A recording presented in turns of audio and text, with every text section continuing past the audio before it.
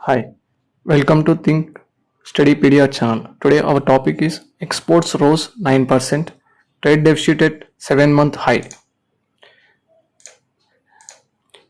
ఏ కంట్రీకైనా తన దగ్గర ఎక్కువ ఉన్న ఐటమ్స్ని ఎక్స్పోర్ట్ చేస్తుంది ఆర్ సెల్ చేస్తుంది. దాని దగ్గర లేనిది లేదా తక్కువ ఉన్నదాన్ని ఇంపోర్ట్ చేసుకుంటుంది. దీన్నే ట్రేడ్ అంటారు. ఇక్కడ 2 టైప్స్ ఉన్నాయి. ఒకటి గూడ్స్, ఇంకొకటి సర్వీసెస్. మనం ఇంపోర్ట్ చేసుకున్న గూడ్స్ కన్నా ఎక్స్పోర్ట్స్ ఎక్కువ ఉంటే అప్పుడు దాన్ని మర్చెండైజ్ ట్రేడ్ సర్ప్లస్ అంటారు. ఫర్ ఎగ్జాంపుల్, మనం 100 రూపీస్ వర్త్ గూడ్స్ ఎక్స్పోర్ట్ చేసాము, 80 రూపీస్ గూడ్స్ ఇంపోర్ట్ చేసుకున్నాము అంటే మనకి 20 రూపీస్ మన అకౌంట్లో పాజిటివ్ బ్యాలెన్స్ ఉన్నట్టే కదా. అలాగే మనం ఎక్స్పోర్ట్ చేసుకున్న గూడ్స్ కన్నా ఇంపోర్ట్స్ చేసుకున్న గూడ్స్ ఎక్కువ ఉంటే అప్పుడు దాన్ని మర్చెండైజ్ ట్రేడ్ డెఫిసిట్ అంటారు. ఫర్ ఎగ్జాంపుల్, మనం గూడ్స్ వర్త్ 80 రూపీస్ ఇంపోర్ట్ చేసుకున్నాం, గూడ్స్ వర్త్ 60 రూపీస్ ఎక్స్పోర్ట్ చేసుకున్నాం అంటే 60 - 80 - 20. అందుకే అప్పుడు దాన్ని మర్చెండైజ్ ట్రేడ్ డెఫిసిట్ అన్నారు. అలాగే సర్వీసెస్లో కూడా if service exports is more than service imports అప్పుడు మనం సర్వీసెస్ ట్రేడ్ సర్ప్లస్ అంటాం. అలాగే service imports is more than service exports ఉంటే డెఫిసిట్, సర్వీసెస్ ట్రేడ్ డెఫిసిట్ అంటాం. ఇప్పుడు టోటల్ ట్రేడ్ బ్యాలెన్స్ చెప్పాలంటే total exports minus total imports. Total exports అంటే goods యొక్క ఎక్స్పోర్ట్స్ అలాగే సర్వీసెస్ ఎక్స్పోర్ట్స్, ఈ రెండు యాడ్ చేయాలి. అప్పుడు దాన్ని ఏ అనుకుందాం. అలాగే టోటల్ ఇంపోర్ట్స్ అంటే గూడ్స్ ఇంపోర్ట్స్ సర్వీసెస్ ఇంపోర్ట్స్, ఈ రెండు యాడ్ చేస్తే దాన్ని బి అంటారు. ఈ ఏ మైనస్ బిని చేస్తే వచ్చేదాన్ని మనకి టోటల్ ట్రేడ్ బ్యాలెన్స్ అంటారు. Merchandise exports plus service exports అది ఏ, అలాగే merchandise imports plus service imports అది బి. ఈ రెండు టోటల్స్ యొక్క డిఫరెన్స్ని టోటల్ ట్రేడ్ బ్యాలెన్స్ అంటాం. కానీ ఈ వీడియోలో మనం డిస్కస్ చేసేదంతా మర్చెండైజ్ ట్రేడ్ డెఫిసిట్ గురించి మాట్లాడతాము. ఇప్పుడు అవర్ మెయిన్ టాపిక్ మన మర్చెండైజ్ ఎక్స్పోర్ట్స్. సింపుల్ చెప్పాలంటే గూడ్స్ ఎక్స్పోర్ట్స్ లాస్ట్ ఇయర్ మేతో కంపేర్ చేస్తే ఈ ఇయర్ మేలో 9% ఇంక్రీజ్ అయ్యి $38,132 మిలియన్ వచ్చాయి మనకి. అలాగే గూడ్స్ ఇంపోర్ట్స్ చేసుకుంటే మనకి $61,914 మిలియన్ వచ్చాయి. లాస్ట్ ఇయర్ మే నెలతో కంపేర్ చేస్తే మనకి 7% పెరిగాయి. ఇప్పుడు ట్రేడ్ డెఫిసిట్ ఎంత అంటే ఎక్స్పోర్ట్స్ మైనస్ ఇంపోర్ట్స్ చేస్తే మనకి 23,782 డెఫిసిట్ నెగిటివ్ బ్యాలెన్స్ వచ్చింది. ఇది మే నెలలో 7-month హై ఉందన్నమాట. ఎందుకంటే ఇంపోర్ట్స్ అనేది చాలా ఎక్కువ ఉన్నాయన్నమాట. ఆ ఇంపోర్ట్స్ ఎందుకు పెరిగాయి అనేది నెక్స్ట్ చూద్దాం స్లైడ్స్లో. అంతకన్నా ముందు ఒక గ్రాఫ్ చూద్దాం మనం. ఈ green colour line exports, red colour thin line imports, thick line trade deficit. ఇప్పుడు చూసుకుంటే మే నెలలో 38,132 వర్త్ ఆఫ్ గూడ్స్ ఎక్స్పోర్ట్ చేసాము, 61,914 వర్త్ ఆఫ్ గూడ్స్ ఇంపోర్ట్ చేసుకున్నాము. ఈ రెండు డిఫరెన్స్ చేసి మనకి 23,782 డెఫిసిట్ ఉంది. ఈ డెఫిసిట్ అనేది లాస్ట్ 7 monthsలో కంపేర్ చేస్తే 23,000 ఈజ్ ద హైయెస్ట్. సేమ్ అలాగే ఇంపోర్ట్స్ కూడా లాస్ట్ 7 months కంపేర్ చేస్తే imports is also at 7 months high. ఈ ఇంపోర్ట్స్లో ఎక్కువ ఏవి ఇంపోర్ట్ చేసుకున్నామో ఇప్పుడు నెక్స్ట్ స్లైడ్లో చూద్దాం. ఇంపోర్ట్స్ టోటల్ మేలో మనం 61,914 వర్త్ ఆఫ్ గూడ్స్ ఇంపోర్ట్ చేసుకున్నాము. దానిలో first place petroleum crude and products 32% share ఉందన్నమాట. టోటల్ ఇంపోర్ట్స్లో 32% మనం పెట్రోలియం క్రూడ్ ప్రోడక్ట్స్ని ఇంపోర్ట్ చేసుకున్నాం. ఇండియా అనేది బేసికల్గా crude oil import dependent country. Crude ఆయిల్ని ఎక్కువ ఇంపోర్ట్స్ చేసుకుంటుంటాం మనం. అలాగే నెక్స్ట్ సెకండ్ హైయెస్ట్ వచ్చేసి ఎలక్ట్రానిక్ గూడ్స్ ఇంపోర్ట్స్ చేసుకున్నాం. దాని యొక్క షేర్ 11.5%. మన టీవీ ప్యానల్స్లో ఓపెన్ సెల్స్ ఉంటాయి, ఆ ఓపెన్ సెల్స్ని మనం ఇంపోర్ట్ చేసుకుంటుంటాం. అలాగే సెమీ కండక్టర్ చిప్స్ని ఇంపోర్ట్ చేసుకుంటున్నాం. అలాగే రా మెటీరియల్స్, కాంపోనెంట్స్ ఇవన్నీ మనము ఎలక్ట్రానిక్స్ సంబంధించినవి ఇంపోర్ట్ చేసుకుంటున్నాం. దీని యొక్క షేర్ 11.5%. నెక్స్ట్ థర్డ్ ప్లేస్ వచ్చేసి మెషినరీ. దాని యొక్క షేరు 6.7%. ఎలక్ట్రికల్, నాన్ ఎలక్ట్రికల్ సంబంధించిన మెషినరీస్ అవన్నీ మనము ఇంపోర్ట్ చేసుకుంటుంటాం. నెక్స్ట్ ఫోర్త్ ప్లేస్ వచ్చేసి fourth largest import is gold. Gold అనేది మనము టోటల్ ఇంపోర్ట్స్లో 5.4% షేర్ ఉంది దీనికి. ఫెస్టివల్ డిమాండ్ వల్ల కానీ, వెడ్డింగ్ సీజన్ వల్ల కానీ, ఈ జియోపొలిటికల్ టెన్షన్స్ వల్ల కానీ మనం గోల్డ్ని ఇంపోర్ట్ చేసుకున్నాము. అలాగే మనకి యునైటెడ్ అరబ్ ఎమిరేట్స్తో ఒక అగ్రిమెంట్ ఉంది ఇండియాకి. ఆ అగ్రిమెంట్ ప్రకారము గోల్డ్ మీద, సిల్వర్ మీద ఇండియా ఇంపోర్ట్ డ్యూటీ తగ్గిస్తుందన్నమాట. అలా ఇంపోర్ట్ డ్యూటీ తగ్గించడం వల్ల కూడా గోల్డ్, సిల్వర్ యొక్క డిమాండ్ అనేది పెరుగుతుంది. నెక్స్ట్ ఎక్స్పోర్ట్స్లో ఏవి టాప్ గూడ్స్ మనం ఎక్స్పోర్ట్ చేసాము. టోటల్ $38,132 మిలియన్ మనము ఫస్ట్ ప్లేస్ వచ్చేసి ఇంజనీరింగ్ గూడ్స్ని ఎక్స్పోర్ట్ చేసాము. దాని యొక్క షేర్ వచ్చేసి 26% ఆఫ్ ద టోటల్ ఎక్స్పోర్ట్స్లో 26% షేర్.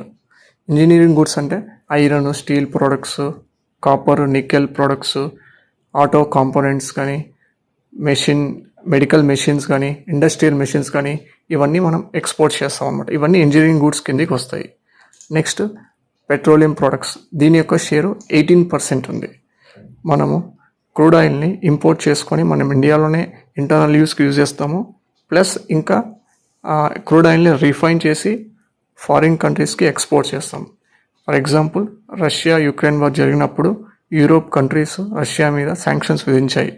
దానివల్ల రష్యా వాటి క్రూడ్ ఆయిల్ని యూరోపియన్ కంట్రీస్కి అమ్మలేకపోయింది. అలాగే యూరోపియన్ కంట్రీస్ కూడా శాంక్షన్స్ వల్ల రష్యా నుంచి ఏం కొనలేదు క్రూడ్ ఆయిల్స్ని. అప్పుడు రష్యా ఆ క్రూడ్ ఆయిల్ని ఇండియాకి తక్కువ ధరలో, డిస్కౌంట్లో అమ్మింది. మన ఇండియన్ రిఫైనర్స్ ఆ డిస్కౌంటెడ్ క్రూడ్ ఆయిల్ని కొనుక్కొని రీఫైన్ చేసి మళ్ళీ యూరోపియన్ కంట్రీస్కి ఎక్స్పోర్ట్ చేశారనమాట. దీన్ని ఎక్స్పోర్ట్ ఆఫ్ పెట్రోలియం ప్రొడక్ట్స్ అంటారు. ఇది 18% షేర్ ఉంది out of total exports. Next third one వచ్చేసి ఎలక్ట్రానిక్ గూడ్స్. ఎలక్ట్రానిక్ గూడ్స్ యొక్క షేర్ 8% ఉంది. ఫర్ ఎగ్జాంపుల్, మన గవర్నమెంట్ ఆఫ్ ఇండియా ఒక స్కీమ్ లాంచ్ చేసింది, ప్రొడక్షన్ లింక్డ్ ఇన్సెంటివ్ అని.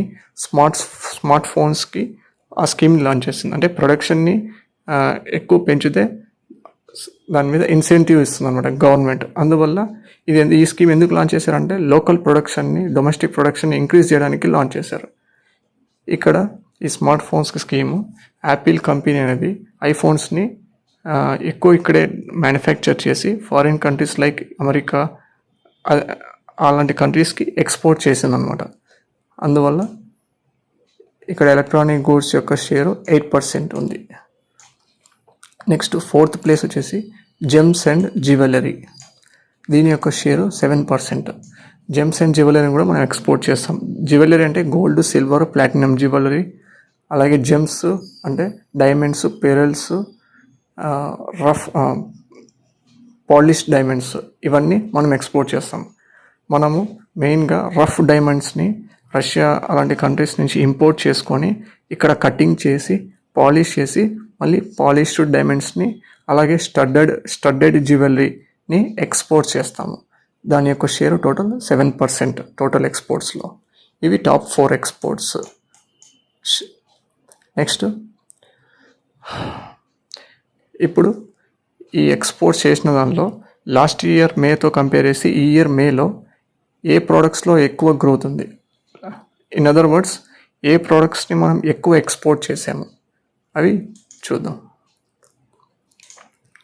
Exports positive growth year on year compare to May month 2023. First product వచ్చేసి coffee, 64.2% year on year growth ఉంది. అంటే last ఇయర్తో compare చేస్తే ఈ ఇయర్ ఈ ప్రోడక్ట్ని ఎక్కువ మనము ఎక్స్పోర్ట్ చేసాము. ఇండియా అనేది ఏషియా కాంటినెంట్లోనే 3rd largest producer of coffee. మనం ఎక్కువ 2 types ఆఫ్ కాఫీస్ని ప్రొడ్యూస్ చేస్తుంది, అరబికా కాఫీ, రోబస్టా కాఫీ. ఈ రెండిట్లో కూడా ఎక్కువ రోబస్టా కాఫీని ప్రొడ్యూస్ చేస్తాం. వియత్నాం, బ్రెజిల్ అనేవి లీడింగ్ ప్రొడ్యూసర్స్ ఆఫ్ కాఫీ. అక్కడ క్లైమేట్ చేంజ్ వల్ల ప్రొడక్షన్ అనేది ఎఫెక్ట్ అయింది, సప్లై తగ్గి డిమాండ్ పెరిగింది. దీనివల్ల ఇండియన్ కాఫీ ప్రొడ్యూసర్స్ కాఫీస్ని ఎక్కువ ఎక్స్పోర్ట్ చేశారు. అది next second highest year on year growth వచ్చేసి టొబాకోలో ఉంది, 58% ఎక్కువ ఉంది. ఇండియా వచ్చేసి second largest producer of tobacco. దీనిలో కూడా మనము FCV ఫ్లూక్యూడ్ టొబాకో అంటారు. ఇది మనం తక్కువనే ప్రొడ్యూస్ చేస్తాము, కానీ ప్రొడ్యూస్ చేసిన వాళ్ళలో మెజారిటీ మనము ఎక్స్పోర్ట్ చేస్తాము. నెక్స్ట్ థర్డ్ వచ్చేసి electronic goods, 22.97% year on year growth. ఇంతకుముందు చెప్పుకున్నట్టుగా PLI స్కీము, దీనివల్ల మన స్మార్ట్ ఫోన్ ప్రొడక్షన్స్ అలాగే ఐఫోన్ ప్రొడక్షన్ పెరిగి ఆ ప్రొడక్ట్స్ని, ఆ ఫోన్స్ని మనము ఫారిన్ కంట్రీస్కి ఎక్స్పోర్ట్ చేస్తామన్నమాట. అది నెక్స్ట్ అలాగే ఇంపోర్ట్స్లో లాస్ట్ ఇయర్ మేతో కంపేర్ చేస్తే ఈ ఇయర్ మేలో ఏ ప్రోడక్ట్స్లో హైయెస్ట్ ఇంపోర్ట్స్ గ్రోత్ ఉందో చూద్దాం. ఫస్ట్ వచ్చేసి సిల్వర్ వచ్చేసి 400% గ్రోత్ రేట్ ఉంది year on year last year. ఇంత ఎక్కువ ఎందుకు ఉందంటే మనకి సోలార్ ప్యానల్ ఇండస్ట్రీ, ఆ ఇండస్ట్రీ నుంచి డిమాండ్ అనేది ఎక్కువ వచ్చింది చాలా. మనం సోలార్ ప్యానల్స్లో ఫోటో వాల్టాయిక్ సెల్స్ యూజ్ చేస్తాం. ఆ సెల్స్ సన్లైట్ని ఎలక్ట్రికల్ ఎనర్జీగా కన్వర్ట్ చేస్తుంది. ఆ ప్యానల్స్లో ఈ సిల్వర్ని వాడతాం అన్నమాట. అందుకు సిల్వర్ యొక్క డిమాండ్ అనేది పెరిగింది. అలాగే ఇంతకుముందు చెప్పుకున్నట్టు UAE గవర్నమెంట్తో ఇండియాకి అగ్రిమెంట్ వల్ల ఇంపోర్ట్ డ్యూటీని గోల్డ్ మీద, సిల్వర్ మీద తగ్గించారు. దానివల్ల కూడా సిల్వర్ యొక్క డిమాండ్ పెరిగి ఇంపోర్ట్ డిమాండ్ పెరిగింది. అందువల్ల ఇంత ఎక్కువ హై గ్రోత్ రేట్ ఉందన్నమాట. నెక్స్ట్ వచ్చేసి సెకండ్ ప్రోడక్ట్ ఈజ్ పల్సెస్లో 185% ఇయర్ ఆన్ ఇయర్ గ్రోత్ ఉంది. ఎందుకంటే లాస్ట్ ఇయర్ ఎల్ నీనో ప్రభావం వల్ల వర్షాలు సరిగ్గా పడలేదు. అలాగే రిజర్వాయర్స్లో కూడా వాటర్ లెవెల్స్ చాలా తక్కువ ఉన్నాయి. అందువల్ల మనకి పల్సెస్లో అనుకున్న ప్రొడక్షన్ రాలేదు, లో ప్రొడక్షన్ వచ్చింది, సప్లై తగ్గింది. దానివల్ల ధరలు పెరిగాయి.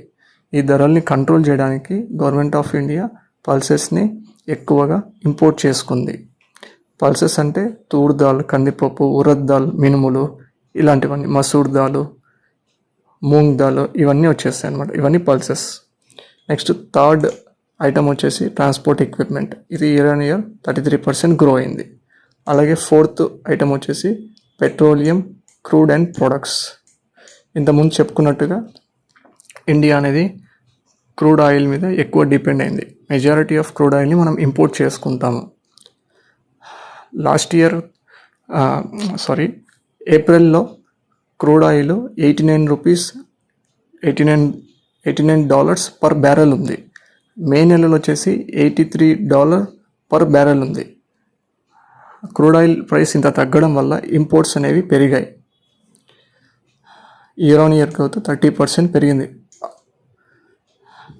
అది నెక్స్ట్ ఐటమ్ వచ్చేసి vegetable oil year on year growth 29.08%. Vegetable ఆయిల్లో 2 టైప్స్ ఉంటాయి, edible oil, non edible oil. Edible oil అంటే మనం తినడానికి యూజ్ చేసే ఆయిల్. ఇక్కడ palm oil, sunflower oil, soybean oil, etcetera, groundnut oil, ఇవన్నీ ఉంటాయి అన్నమాట. కానీ మనం మెజారిటీ పామ్ ఆయిల్ని యూజ్ చేస్తాం ఇండియాలో. నెక్స్ట్ మనం ఎక్స్పోర్ట్ చేసిన కంట్రీస్లలో టాప్ 5 కంట్రీస్ ఏవి ఉన్నాయి మే నెలలో అంటే total $38,132 million worth of goods export చేస్తే మనకి ఫస్ట్ కంట్రీ USA కంట్రీకి ఎక్కువ ఎక్స్పోర్ట్స్ చేసాం. మనకు వచ్చిన ఇన్కంలో 19.5% USA నుంచి వచ్చింది. తర్వాత UAE, Netherlands, UK and China. Similarly 5 top import originations. మనం ఇంపోర్ట్స్ ఎక్కువ ఏ కంట్రీస్ నుంచి ఇంపోర్ట్ చేసుకుంటున్నామంటే ఫస్ట్ చైనా. జనరల్గా చైనానే ఉంటుంది ఎప్పుడు కూడా ఫస్ట్. ఎందుకంటే చైనాలోనే అన్ని ఐటమ్స్ చీప్గా దొరుకుతాయి. చైనా ఫోన్ కానీ, రా మెటీరియల్స్ కానీ, స్టీల్ కానీ అన్నీ కూడా తక్కువ రేట్కి చైనాలో దొరుకుతాయి. కాబట్టి మనం